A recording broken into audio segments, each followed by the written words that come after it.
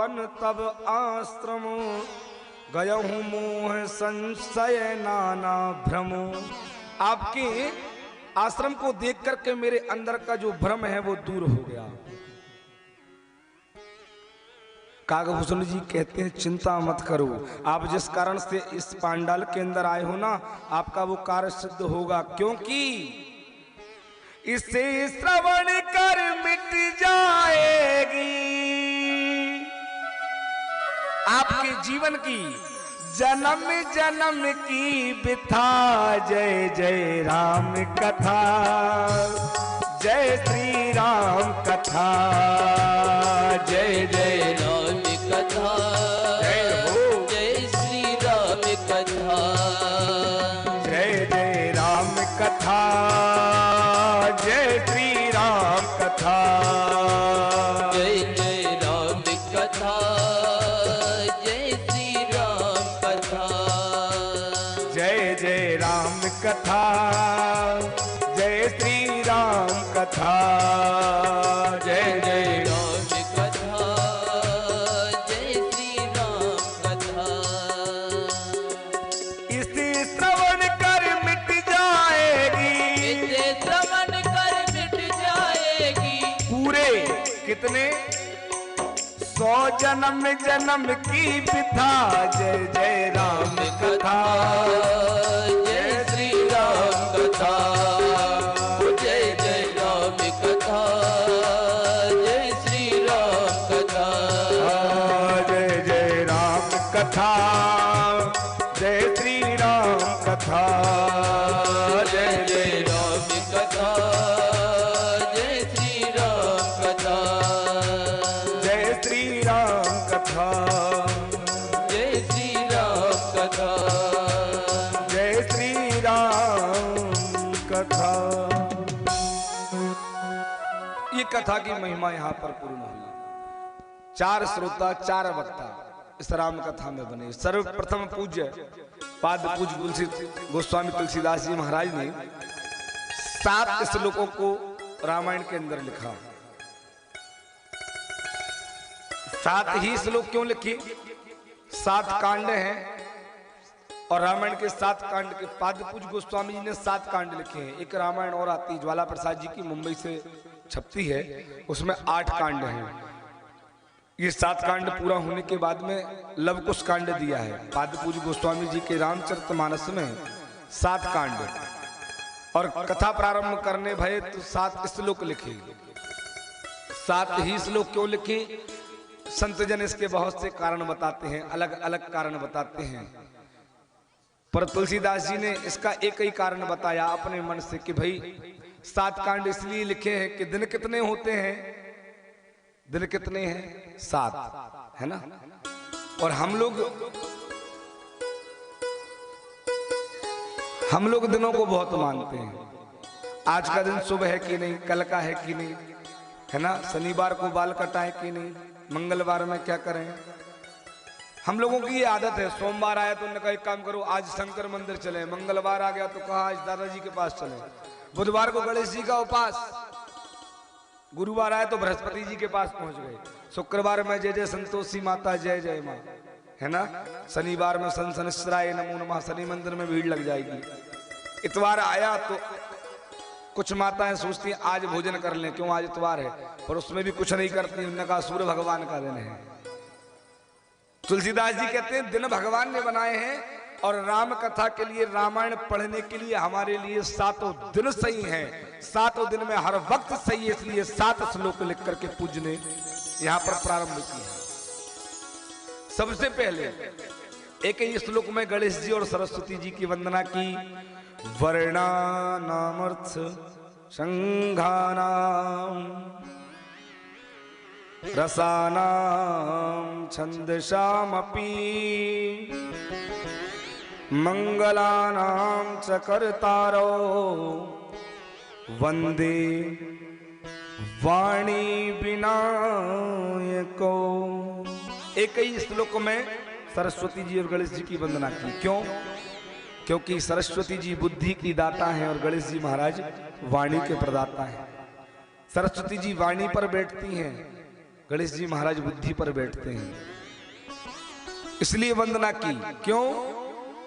किसी को बोलना बहुत आता है पर क्या बोलना है ये पता ही नहीं, तो वो बोलना व्यर्थ है कि नहीं है? बताओ। किसी किसी को देखा होगा बहुत बोलता है पर क्या बोलना है ये पता नहीं होता है, तो वो बोलना भी व्यर्थ है। अच्छा, किसी किसी को क्या है, बुद्धि बहुत है पर बोलते नहीं आता है ना। ऐसे घर में बहुत चिल्लाएंगे, बहुत बोलेंगे, किसी को माइक पकड़ा दो ना तो ऐसे बीजने की तरह कपते थर थर थरा कर हाथ में माइक जाए, तो ऐसा ऐसा होता कि नहीं होता ऐसा? इसलिए तुलसीदास जी ने एक साथ दोनों की वंदना की। दूसरे श्लोक में तुलसीदास जी प्रार्थना करते हैं, भवानी शंकरों वंदे श्रद्धा विश्वास रूपिणो याभ्याम विना न पश्यन्ति सिद्धः शान्तः तमेश्वरो। भवानी शंकरो, माँ जगदम्बा की शंकर जी की वंदना एक साथ की। क्यों? क्योंकि दोनों एक श्रद्धा का रूप है, एक विश्वास का रूप है।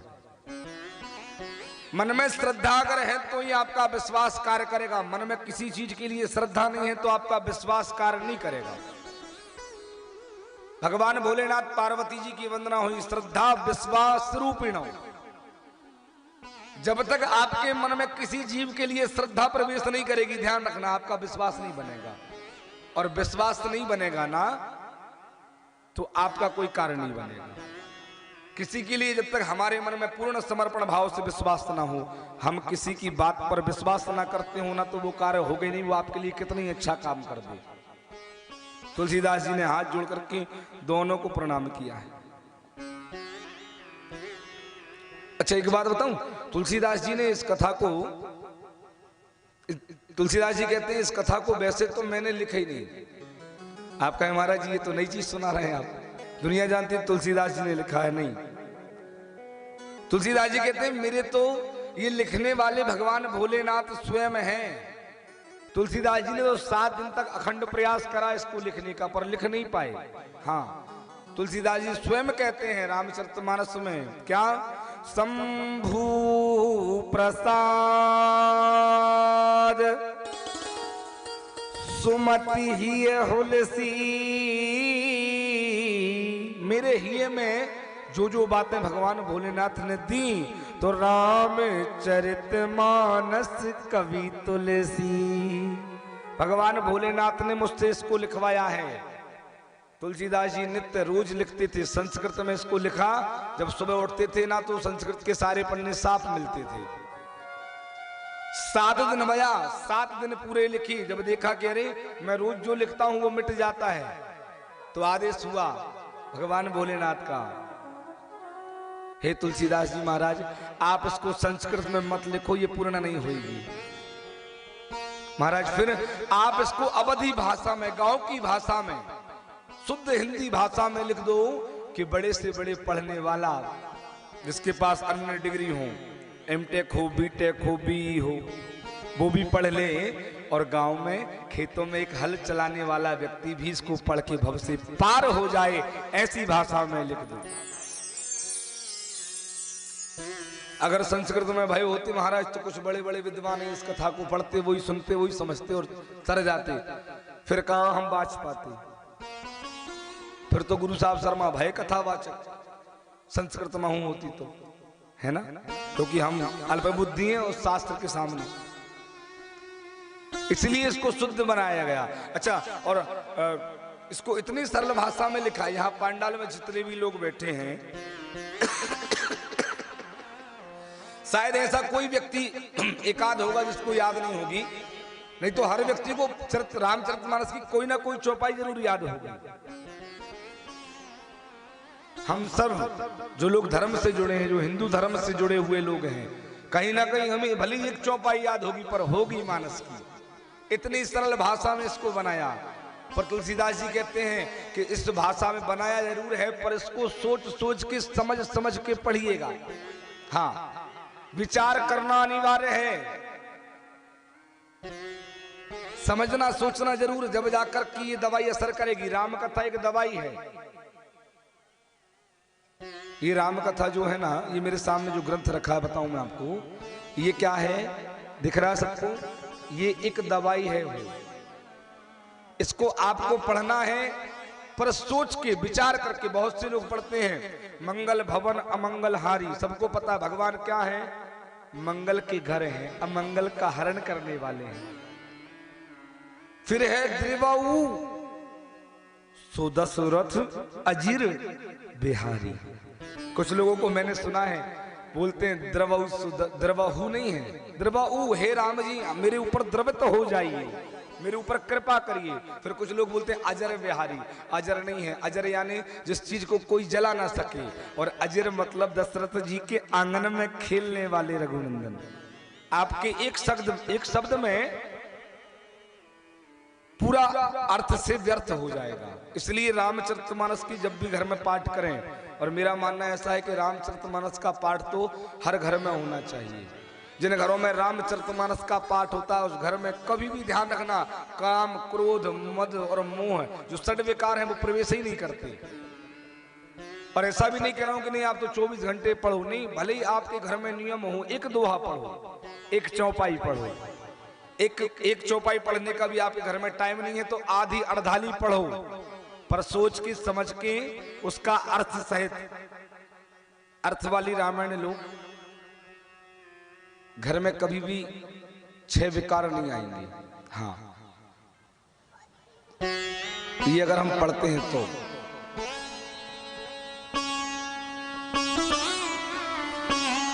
लेकिन सोच के समझ के, कुछ लोगों को देखा है मैंने, भोपाल का तो पता नहीं, पर हमारे गांव में, हमारे क्षेत्र में प्राय सभी लोगों के सभी क्षेत्रों में होता है। रामायण करवाते हैं तो वो सब आ जाते हैं, ढोलक और झांझ वांझ सब लेके आ जाते हैं, है ना। अब वो रात भर रामायण चलती है, ढोलक झांझ पर बढ़िया चलती है, और पता लगा कि पूरी अखंड रामायण में दशरथ जी का मरण हो गया, और तुम फिल्मों की धुन पर बढ़िया हुलाला पर रामायण निकल गई। प्रसंग चल रहा है दशरथ मरण का, धुन चल रही है हुलाला वाली।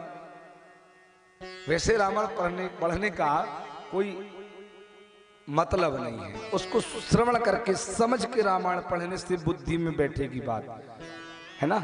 वो रामायण जो होती है ना, ये मत सोचना कि हमने अखंड रामायण करवा ली तो नहीं, वो हुई, वो हमारा धर्म है, वो हमारा कर्तव्य, वो जो चल रहा है वो प्रचलित चलने दीजिए। उस रामायण को भी अवश्य घर में करवाइए, होना चाहिए, पर आपके खुद के कल्याण के लिए एक चौपाई पढ़े, भले ही एक चौपाई पढ़, सोच के समझ के उसको अर्थ निकाल के पढ़ने से ही जीवन हमारा तरेगा। एक माता राम थी, मुझे याद आया एकदम से, नाम नहीं बताऊंगा ना, क्योंकि हो सकता है वो माता राम भी यूट्यूब के माध्यम से उस कथा को सुन रही हो। वो एक हनुमान चालीसा में एक वो चौपाई आती है ना, तुम रक्षक काहू को डरना। हनुमान जी, हनुमान चालीसा में वो माता राम कहती थी तुम राक्षस काहू को डरना। हनुमान जी कोई राक्षस बना दिया, है ना। मैंने 4 बार समझाया पर वो रट गया था। मैं बोलूं माता राम आज फिर वही, वो गुरुजी रट गया है, तुम रक्षक काहू को डरना। माता राम का तुम राक्षस काहू को डरना। शुद्ध पढ़ने, उसको हृदय में उतारे। और अगर हम हिंदू हैं तो हमको रामचरितमानस की कुछ चौपाइयां तो याद होना ही चाहिए। नित्य जब पाठ करोगे तो संपूर्ण रामायण हो जाएगी। और मेरा विश्वास है यहाँ पर जितने भी लोग बैठे हैं, अगर पूरी रामायण की पूरी चौपाई याद ना होगी तो एक चौपाई तो सबको याद होगी, है ना। क्या? मंगल भवनिया मंगल हारी,